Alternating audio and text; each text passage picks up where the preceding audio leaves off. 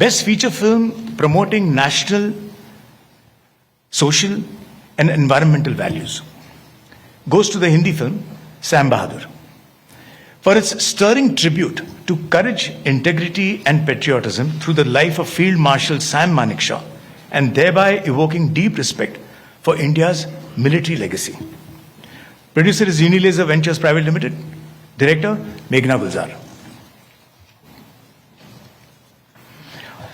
Award for the best popular film providing wholesome entertainment goes to the Hindi film Rocky और रानी की प्रेम कहानी.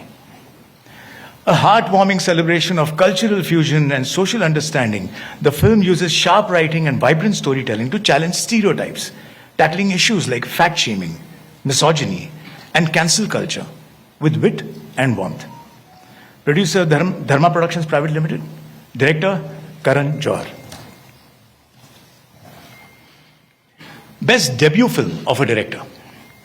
And I must again say that there were a large number of debut directors this year, which is a really great thing, because there are so many more filmmakers coming in and creating their own voices for the stories that they want to tell. So it was a very, very tough category for us. And the award for the best debut film of a director goes to the Marathi film Atma Pamphlet. To the director for skillfully blending innocence, nostalgia, casteism, and political undertones with remarkable vision and originality. A new cinematic voice. Director Ashish Binde.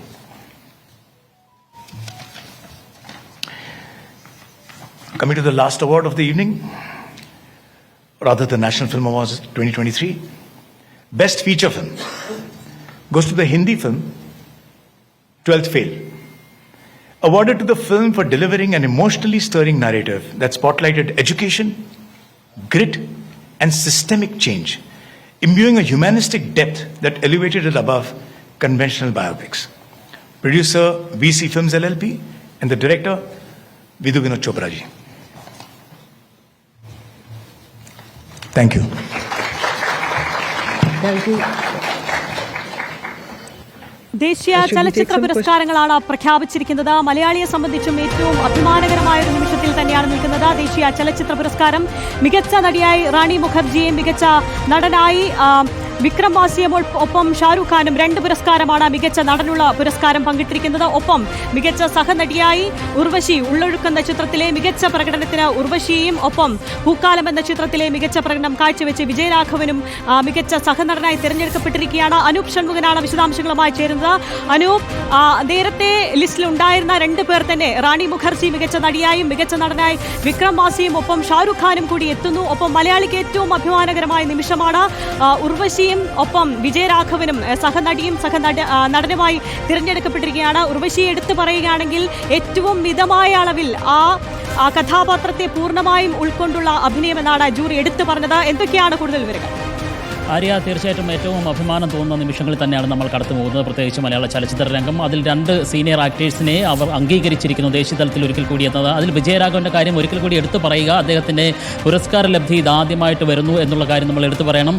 അദ്ദേഹത്തിന് ഈ ചിത്രം ഇറങ്ങിയതിന് ശേഷം തന്നെ വലിയ രീതിയിലുള്ള അഭിപ്രായ പ്രകടനങ്ങൾ വന്നു. ഒപ്പം വലിയ രീതിയിലുള്ള ക്യാമ്പയിനുകൾ നടന്നു. അദ്ദേഹത്തെ അവാർഡിന് പരിഗണിക്കേണ്ടതാണ് ഇത്രയും നാളും മാറ്റി നിർത്തി എന്നുള്ളത്. പക്ഷേ ആ ഒരൊറ്റ ചിത്രം കൊണ്ട് അദ്ദേഹം തിരുത്തി എഴുതുകയാണ് തൻ്റെ കരിയറിന് വേണ്ടി പറയുന്നത്. അദ്ദേഹത്തിന് ആദ്യമായൊരു ദേശീയ പുരസ്കാരം ലഭിക്കുന്നു. അതോടുകൂടി ഉള്ളൊഴുക്കിലൂടെ ഉർവശിയും, നമുക്ക് ശ്രദ്ധിക്കേണ്ട കാര്യം 2023 ചിത്രങ്ങളാണ് ഇത്തവണ അവാർഡിന് പരിഗണിച്ചതെന്ന് കൂടിയാണ് ഓർക്കുന്നത്.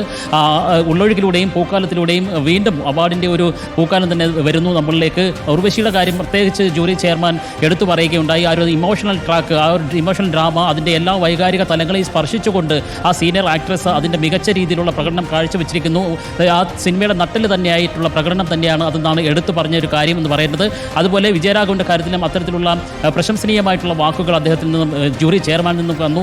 അങ്ങനെ നോക്കുകയാണെങ്കിൽ 2 അവാർഡുകൾ, മികച്ച നടൻ, നടി, സഹനടൻ, സഹനടി എന്ന് വേണമെങ്കിൽ നമുക്ക് പേര് പറയാം. പക്ഷേ നടൻ, നടി എന്ന തരത്തിൽ ദേശീയ തലത്തിൽ അംഗീകരിക്കപ്പെടുന്നു, ആ പേരുകൾ അടയാളപ്പെടുത്തുന്നു എന്നുള്ളതാണ് നമുക്ക് ഏറ്റവും ബഹുമാനം നൽകുന്ന കാര്യം. ഒപ്പം മറ്റ് 2 അവാർഡുകൾ കൂടി മലയാളത്തിൻ്റെ ഫീച്ചർ ഫിലിം വിഭാഗത്തിലേക്ക് വരുന്നു. അത് 2018 ചിത്രത്തിലൂടെ മോഹൻദാസ്, അദ്ദേഹം പ്രൊഡക്ഷൻ ഡിസൈനുള്ള പുരസ്കാരം നേടുന്നു. ഒപ്പം പൂക്കാലം എന്ന ചിത്രത്തിൽ തന്നെ എഡിറ്റിങ്ങിനുള്ള പുരസ്കാരം മികച്ച എഡിറ്ററായി മിഥുൻ മുരളി മാറിയിരിക്കുന്നു. അങ്ങനെ 2 അവാർഡുകൾ കൂടി മലയാളത്തിലേക്ക് വരുന്നു. മറ്റ് നോൺ ഫീച്ചർ വിഭാഗത്തിലും ഒരു അവാർഡ് മലയാളത്തിൽ ലഭിച്ചിരിക്കുന്നു. MK രാംദാസ് സംവിധാനം ചെയ്ത നക്കൽ ദ ക്രോണിക് ഓഫ് പാഡിമാൻ എന്ന ചിത്രം നോൺ ഫീച്ചർ വിഭാഗത്തിലും അവാർഡ് പ്രത്യേക പരാമർശം നേടുന്നു. ഇനി ഏറ്റവും എടുത്തു പറയേണ്ട കാര്യം മികച്ച നടനും നടിയിലേക്കും വരികയാണെങ്കിൽ തീർച്ചയായിട്ടും ഷാറൂഖ് ഖാൻ അംഗീകരിക്കപ്പെടുന്നു. കിങ് ഓഫ് ബോളിവുഡ് എന്നറിയപ്പെടുന്ന ഷാറൂഖ് ഖാൻ അദ്ദേഹം ഇപ്പോൾ ദേശീയ പുരസ്കാര തികവിലും തിളക്കത്തോടു കൂടി എത്തിയിരിക്കുന്നു. ജവാൻ എന്ന ചിത്രത്തിലെ പ്രകടനത്തിലൂടെ ഷാറൂഖ് ഖാൻ അദ്ദേഹം വന്നിരിക്കുന്നു. ബോളിവുഡിൻ്റെ ആധിപത്യം ഉറപ്പിച്ച ഒരു അവാർഡ് പ്രഖ്യാപനം കൂടിയായി ഇതിനെ കാണേണ്ടി വരുമെന്ന് പറയുന്നു. അദ്ദേഹത്തോടൊപ്പം അവാർഡ് പങ്കിട്ടത് നമ്മൾ രാവിലെ മുതൽ കേൾക്കുന്ന പേരാണ്. 12th ഫെയിം നായകൻ വിക്രാന്ത് മാസി, അദ്ദേഹത്തിന് പേര് കേട്ടിരുന്നതാണ്. ഒപ്പം ചാറ്റർജി വേഴ്സസ് നോർവേ എന്നുള്ള ചിത്രത്തിലെ മികച്ച പ്രകടനത്തിലൂടെ റാണി മുഖർജിയും ആ പുരസ്കാരത്തിലേക്ക് മികച്ച നടി എന്നുള്ള പുരസ്കാരത്തിലേക്ക് എത്തുന്നു. നമ്മളെ സംബന്ധിച്ച് മറ്റൊരു നിരാശ പകരുന്നൊരു കാര്യം വേണമെങ്കിൽ പൊളിറ്റിക്കലി നമ്മൾ എടുക്കുകയാണെങ്കിൽ കേരള സ്റ്റോറി എന്ന ചിത്രം അതിലെ സംവിധായകന് സുദീപ് സെന്നാണ്.